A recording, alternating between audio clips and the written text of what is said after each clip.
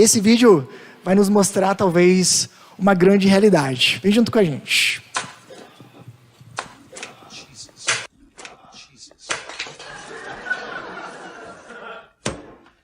Hey, Lucy? Lucy! What, Louie? Lucy, I need you to pick up your toys here.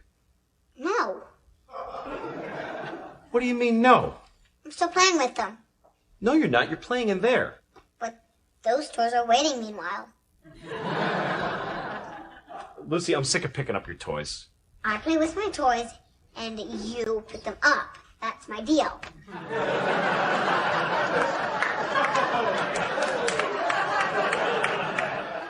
Oh, my God. Who do you think you are? I'm Lucy. Okay. Well, I'm your father, and I'm sick of this crap. Pick up your toys right now. I don't want to. Well, yes. No! Yes, do it right now. I'm not kidding. Come on. She can pick these up later. Baby, go get washed up for dinner, okay, sweets? Thanks, Mama. Every time I get home, it's this. I'm sick of all the yelling. Lucy, that's Lisa's present for tomorrow for her birthday. Don't. Come on, you're messing it up. Give it to me. Give it to me. Lucy, give me the present. Give me the present. Lucy, look at me. Look at me. Stop unwrapping the present now. Okay, give it. Go away. It's mine. Go away. Give it. Go away. Louie, Lucy. Jesus. It's already ripped. Here, honey, you can play with this for a while, but then give it to Mama later so I can rewrap it, okay? Thank you, Mama. You gotta stop undercutting me. É engraçado a gente dar risada, mas a gente sabe também que é a realidade de muitos lares, de muitas famílias. Por isso, hoje, nós vamos falar sobre, nessa última mensagem dessa série, sobre um tema super importante. Aprenda a dizer não, ou aliás, vamos dizer, limites para os filhos. E se você está pensando, vim no culto errado porque eu não tenho filhos, é importante que você se prepare talvez para um dia tê-los.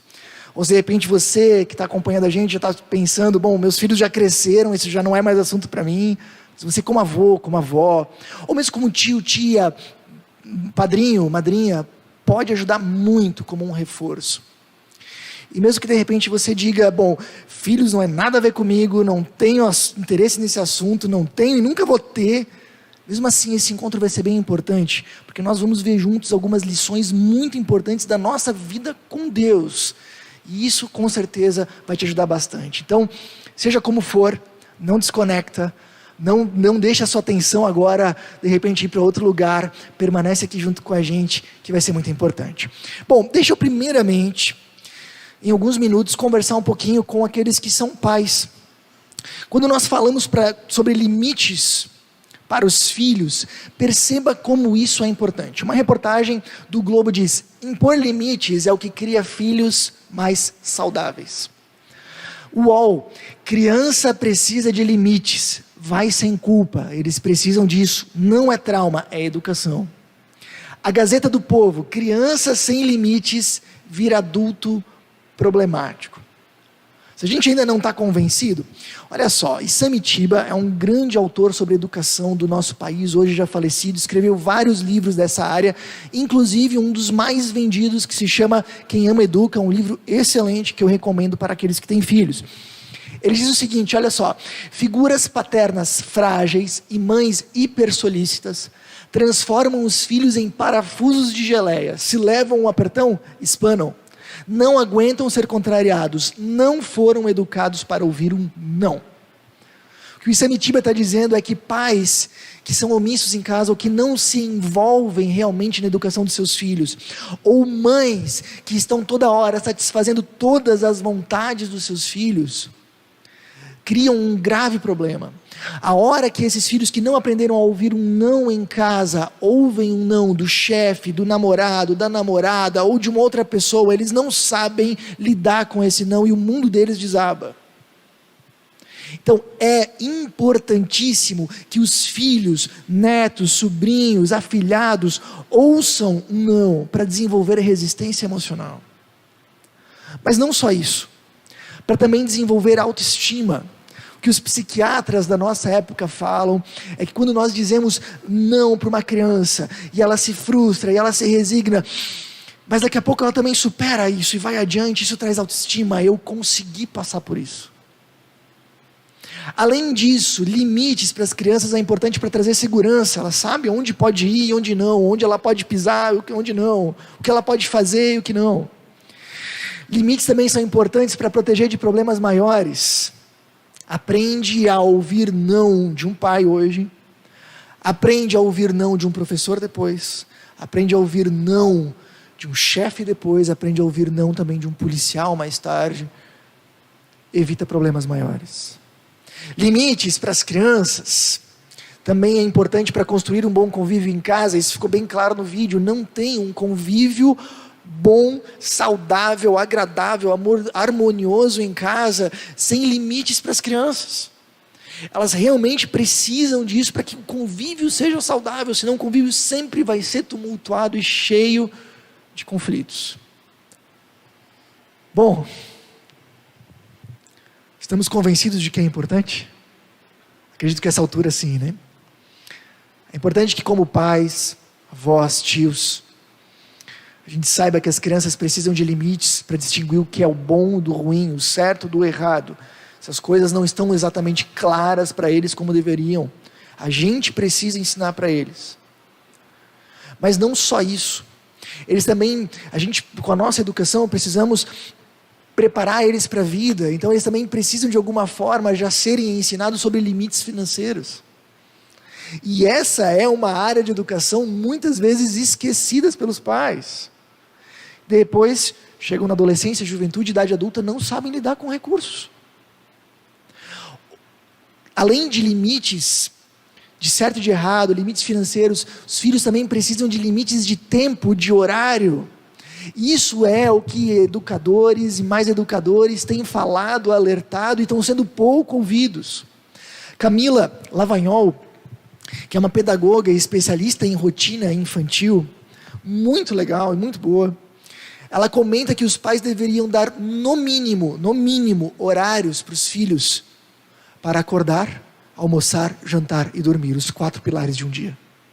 No mínimo, esses horários deveriam estar estabelecidos e claros, e quem precisa fazer isso são os pais. Especialmente o horário de dormir.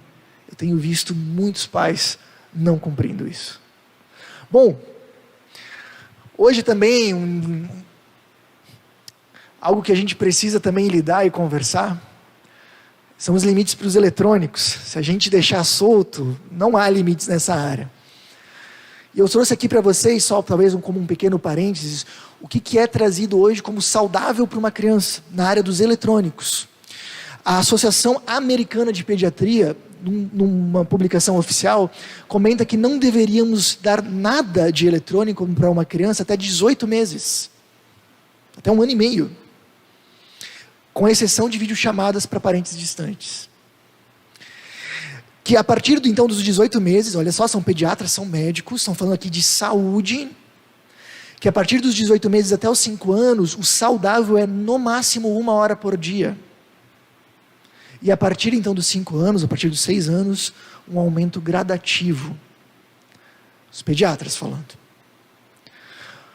E eles ainda comentam, nunca durante as refeições e nunca antes do sono, porque prejudica o sono e a digestão. Para você saber também, especialistas da USP, agora, aqui no Brasil, não recomendam dar um dispositivo eletrônico para uma criança até 12 anos. Até lá é importante que ela use o dispositivo de alguém, o que lhe traz muito mais noção de limites, do que pode e que não pode. Não é o meu celular, é o do pai ou da mãe. Então eu lido com isso de uma maneira diferente. Não se recomenda para menores de 12 anos. Algo que eu gostaria que de repente vocês que estão em casa ou aqui junto com a gente pensassem. Bom, diante de todo esse desafio, a pergunta que com certeza fica e que a gente precisa responder é: como estabelecer limites para os filhos? É uma tarefa super complicada, vamos falar sobre isso. E para você que de repente não está nessa fase de filhos, a gente vai tentar resolver a seguinte questão: como receber um não de Deus sem se magoar? Por incrível que pareça, essas duas questões estão completamente ligadas na Bíblia. Para isso, a gente vai ler hoje um texto bíblico que está em Hebreus capítulo 12. Acompanha junto comigo. Na luta contra o pecado, vocês ainda não resistiram até o ponto de derramar o próprio sangue. Vocês se esqueceram da palavra de ânimo que ele lhes dirige como a filhos. Meu filho, não despreze a disciplina do Senhor, nem se magoe com a sua repreensão. Pois o Senhor disciplina a quem ama, e castiga todo aquele a quem aceita como filho. Suportem as dificuldades, recebendo-as como disciplina. Pois qual é o filho que não é disciplinado por seu pai? Acho que seria uma pergunta perigosa de fazer hoje, né?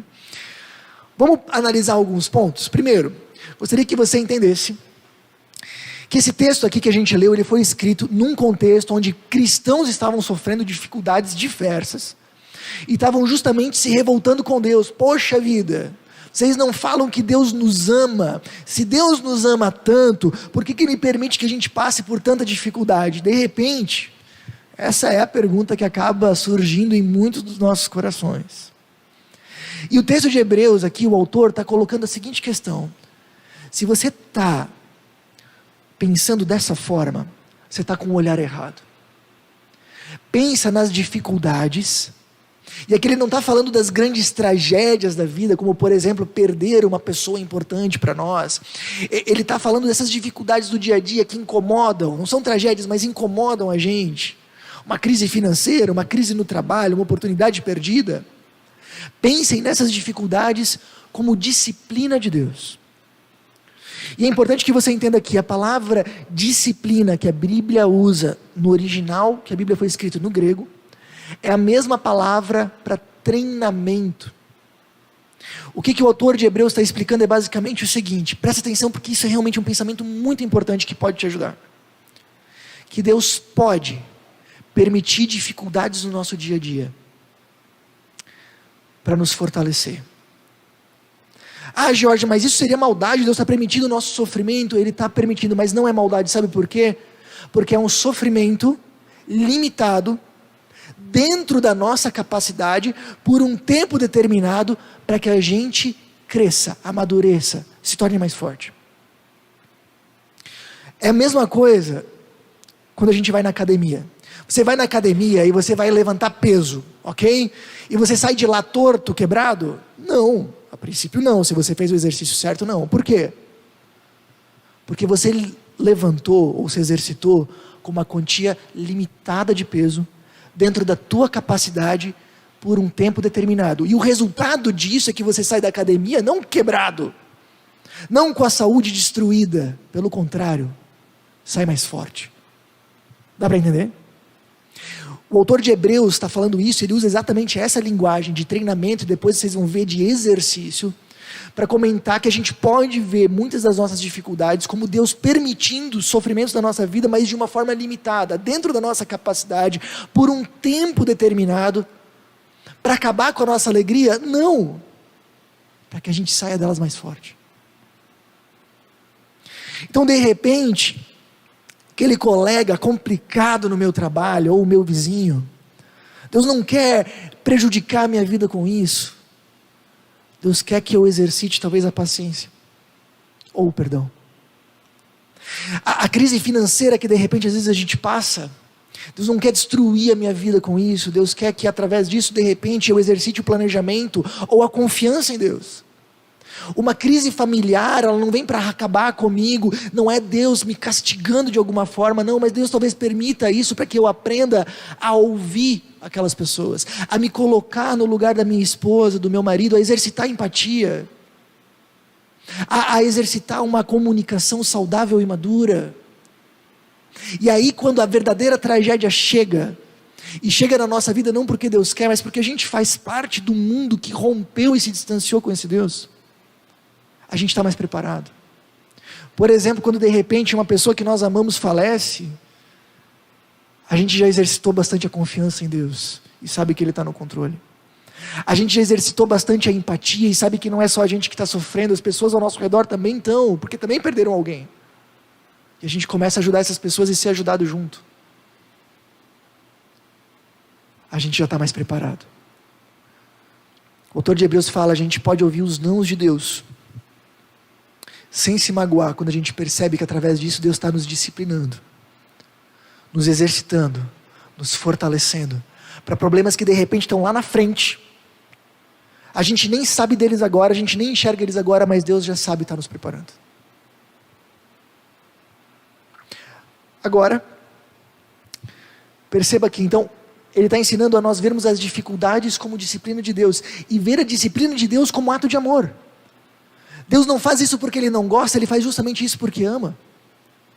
Se ele não permitisse que essas dificuldades chegassem, se absolutamente tudo na nossa vida desse certo, nós seríamos tão frágeis e tão imaturos quanto uma criança mimada que ganhou tudo de mão beijada do pai e da mãe.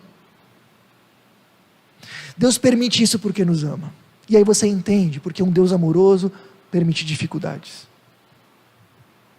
Agora transporte isso para o nosso universo familiar. Quando a gente diz não para um filho, ou quando a gente tira algo que ele gosta porque ele teve um comportamento inadequado, a gente está fazendo ele sofrer? Tá. Tanto é que eles choram, batem o pé, brigam, às vezes xingam com a gente, ou nos castigam com o seu silêncio. A gente tá fazendo ele sofrer, está frustrando ele, sim. Mas é uma maldade? Não. Por quê?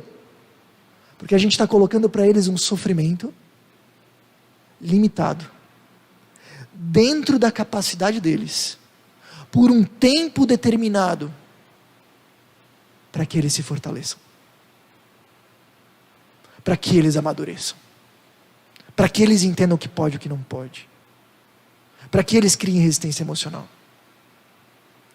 Então, dessa forma, o primeiro ponto, e muito importante, é: veja a disciplina como um ato de amor, tanto na sua vida com Deus agora, que pode de repente te trazer uma outra perspectiva. Você não precisa mais agora dizer: poxa, se Deus me ama, então por quê? Se você olhar a partir da perspectiva de Hebreus, você vai dizer: Deus me ama, ponto. Então, para quê? O que Ele está querendo construir com isso? E se você agora pensa na sua vida como pai, mãe, avô, avó, tio, tia, você não precisa se sentir culpado quando você disciplina. Sabe quando que acontece? A gente diz não para o filho, ele sai chorando, ele fica triste, e especialmente quando eles são pequenos, eles têm uma carinha fofa que quebra o nosso coração, e quando a gente vê, a gente está se sentindo culpado, às vezes a gente até volta atrás e diz: tá, tudo bem, deixa para lá. Não se sinta culpado. A disciplina é sim um ato de amor. Nós estamos treinando eles, conforme a Bíblia, e fortalecendo eles para a vida, assim como Deus faz com a gente. Se um Deus perfeitamente amoroso faz isso, nós também devemos. E se a disciplina é um ato de amor, também lembre que o amor é quem limita a disciplina. Sabe quando a gente vai acertar na disciplina de um filho? Quando nós fizermos isso pelo real interesse nele, nós vamos acertar, com grande chance. Quando eu realmente faço uma disciplina para realmente fortalecê-lo, para construir algo nele, eu vou fazer isso numa medida equilibrada. Sabe quando a gente erra? Quando em vez de fazer isso por ele, a gente faz por nós. Quando em vez de fazer isso por amor, a gente faz por vingança. Ah, Jorge, que horror, vingança. Imagina aqui comigo. Você foi almoçar no feriado na casa do compadre. E seu filho pintou e bordou. E jogou o prato no chão, puxou a orelha das crianças, fez tudo que podia. E você foi tolerando, aguentando, administrando. De repente chegou em casa, você olha para ele e disse: você me fez passar uma vergonha hoje, agora você vai ver. Você está disciplinando por quê? Pelo crescimento dele? Ou como retaliação por aquilo que ele te fez passar? Ali você erra. Diferente de você dizer: você fez algo realmente ruim e inadequado, e isso vai ter consequência. Aí você está pensando nele. Dá para entender? Se a gente disciplina por vingança, se a gente disciplina por raiva, ou pelo medo do que os outros vão pensar, é ali que a gente erra a dose. Vocês que de repente podem educar filhos em conjunto com o casal, né? Com o cônjuge, que é o ideal, mas nem sempre é a realidade de todos. Quando vocês estão com raiva, essa é a hora de passar o bastão. Essa é a hora de... Lá em casa, muitas vezes, quando eu estava com a cabeça quente, a Susan sumiu. E vice-versa. Porque quando a gente disciplina por raiva, ali a gente erra. Se você não pode, se você tem que educar alguém sozinho, essa é a hora de dar uma respirada. de sair um pouquinho e voltar depois. Então, a disciplina é fruto do amor, e o amor é o limite ou a medida da disciplina. Mas vamos adiante. Aqui tem um princípio incrível, que para mim tem ajudado em diversas áreas. No começo do texto que a gente leu, o autor disse assim, na luta contra o pecado, vocês ainda não resistiram até o ponto de derramar o próprio sangue. Ele está dizendo, nas dificuldades que vocês estão tendo, Deus preservou a vida. Deus não está exercitando vocês além do limite. Vocês estão confundindo. Deus não está tirando vocês do seu limite. Deus está tirando vocês da zona de conforto. Diferencie zona de conforto e limites. Isso é bem importante. Pense, por exemplo, na sua vida como um todo. Quando você tem um desafio pela frente, você diz assim, não consigo. Se pergunte, isso é um limite ou é uma zona de conforto? É diferente. Quando você estiver diante de uma questão de educação com os seus filhos, faz a mesma pergunta, é um limite ou é uma zona de conforto? Por exemplo, você chegou em casa cansado e a sua casa, suponha, estava virada num 8. Louça suja, brinquedo jogado, roupa jogada. Eu sei que não acontece na casa de ninguém, mas suponha que de repente possa ter acontecido. E aí você convoca aí a sua turma para ajudar. De repente vem o seu filho e diz, ai pai, queria ajudar, mas eu estou tão cansado. Acordei cedo para ir para a aula. Tive aulinha de natação de tarde. Fui a pé até o McDonald's com os meus amigos. Estou morto. Não dá para ajudar. Isso é um limite, é uma zona de conforto. Imagina que você sentou à mesa e você fez uma linda e gostosa galinhada. De repente seu filho empurra o prato, diz, não gosto de frango. E você pensa assim, vou levantar e vou fazer um ovinho para ele. Diga uma coisa, antes de fazer o ovo, isso é um limite ou é uma zona de conforto? Por quê? Se for um limite, você tem que respeitar. Se for uma zona de conforto, você tem que tirar. Dá para entender a diferença? Na minha vida como um todo, agora não só como pai, durante esse ano, inúmeras vezes eu fiz essa mesma pergunta para mim, eu estou diante de uma zona de conforto ou de um limite? E muitas vezes eu estava confundindo limites com zona de conforto para a minha vida. Pense também que zonas de conforto de repente Deus quer te tirar. Limites você pode ter certeza que Ele respeita, mas que zonas de conforto Ele quer de repente te tirar. Pense e reflita nisso. Muito bem, vamos mais um pouquinho adiante, para a gente ver os próximos pontos. Eu vou ler mais alguns versículos com vocês. Dá uma olhada aqui na tela junto comigo. Além disso, tínhamos pais humanos que nos disciplinavam, e nós os respeitávamos. Quanto mais devemos submeter-nos ao Pai dos Espíritos, para assim vivermos. Nossos pais nos disciplinavam por curto período, segundo lhes parecia melhor. Mas Deus nos disciplina para o nosso bem, para que participemos da sua santidade. Nenhuma disciplina parece ser motivo de alegria no momento, mas sim de tristeza. Mais tarde, porém, produz fruto de justiça e paz, para aqueles que por ela foram exercitados. Deixa eu pegar um pouquinho esse parte final aqui. Nenhuma disciplina é motivo de alegria no momento, porém, mais tarde, traz frutos de justiça e paz. Quando a gente passa por uma dificuldade, ninguém passa sorrindo. É o que ele está dizendo. No motivo, na hora, ninguém tem alegria. Você passou por um problema no trabalho, na família, por uma dificuldade que você não contava. Ninguém passa por isso sorrindo. Não é motivo de alegria. Mas olha só, ele fala, porém, mais tarde, você corre o sério risco de olhar para trás e perceber o quanto Deus trabalhou naquele momento na sua vida. E perceber que sim, apesar de ter sido difícil, apesar de ter sido bem complicado, lá no final das contas valeu a pena. Sabe, enquanto eu estava escrevendo essa mensagem, refletindo nela, eu fiz um retrospecto de todas as coisas que eu aprendi, ou de todas as coisas que Deus exercitou para mim nesse último 1 ano e meio, nesse período de pandemia. E eu fiquei realmente perplexo de ver o quanto Deus trabalhou, de o quanto Deus me ensinou, de como o George de 2019 é diferente de agora.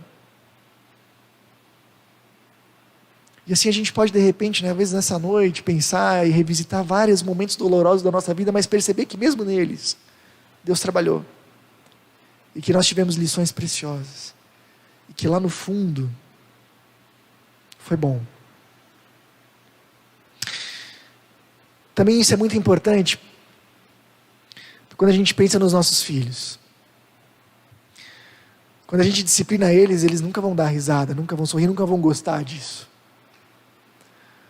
Mas você corre o sério risco de, se você exercitar uma disciplina equilibrada na sua casa, de um dia, eles chegarem para você e dizer: obrigado, pai, obrigado, mãe. Foi bom ter ouvido o não de vocês. Isso provavelmente não acontece aos 8, nem aos 10 anos, talvez isso aconteça aos 20 anos. Mas muitas vezes isso acontece. Porém, aqueles filhos que não foram disciplinados não vão ter essa reação. Esses filhos que não são disciplinados, eles nunca vão valorizar o que têm, nunca vão valorizar o que fizeram por eles. Eles vão estar sempre inconformados, sempre vão querer mais. Mas aqueles que foram disciplinados um dia possivelmente vão reconhecer. E sabe por que isso é importante? Porque muitos pais não disciplinam porque tem muita pressa de serem amados. Tudo que a gente quer como pai, como mãe, é receber o carinho dos nossos filhos de volta. A gente ama tanto eles, a gente quer receber um pouquinho de volta. E é gostoso quando a gente ganha um eu te amo. A gente não gosta de ouvir um eu te odeio. Ninguém gosta. A gente gosta de ganhar um beijo, um abraço. Ninguém gosta de um menino bufando, indo para o quarto, chutando as coisas. Mas como pai, como mãe, a gente tem que saber que a hora é assim. Mas lá na frente, o resultado vai vir. Não tenha pressa de receber o amor e o retorno do amor dos seus filhos. Tenha paciência. Um dia o resultado vem. Nas suas dificuldades, tenha paciência. Deus está trabalhando nelas. E último ponto dessa noite.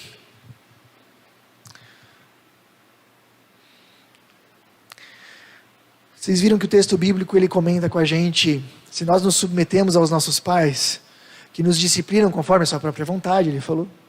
Imagina com o pai, em letra maiúscula, que sempre nos disciplina para o seu bem, para o nosso bem.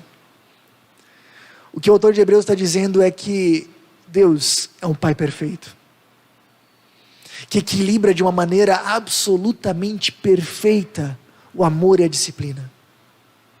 Esse Deus nos ama mais do que a gente pode imaginar. Você considera isso? Sabe, muitos dos pais, mães que estão aqui, certamente diriam que trocariam a sua vida pelo dos seus filhos se fosse preciso. Deus realmente fez. Deus realmente veio até nós, se fez um ser humano e morreu a pior morte do mundo no nosso lugar. Ele trocou com a gente. Tanto é o seu amor. Nós podemos viver com um Deus que literalmente morreu no nosso lugar, tanto que nos ama. Mas esse mesmo Deus, Ele não nos deixa assim. Ele quer nos transformar. Ele quer que a gente viva de uma forma diferente. Cada mandamento, cada instrução que Ele nos dá é para o nosso bem, é para que a gente viva bem. Nenhum mandamento, nenhuma instrução de Deus sequer é feita pensando nele mesmo, é todas pensando em nós. E disso a gente entende pelo menos duas coisas. Se a gente viver com esse Deus, nós vamos conseguir aprender a ouvir o seu não. Quando as coisas não dão certo, a gente não vai desesperar. A gente sabe que esse Deus continua junto com a gente. Ele não nos abandonou. Se Ele não nos abandonou, mesmo quando Ele estava de frente para a cruz, não é agora que Ele vai nos abandonar. Ele está junto. Ele está com a gente. E está trabalhando na gente. Se a gente entende que esse Deus é um Pai perfeito, a gente entende que cada regra, cada mandamento, cada detalhe da Bíblia, é uma direção de um Deus amoroso para nós.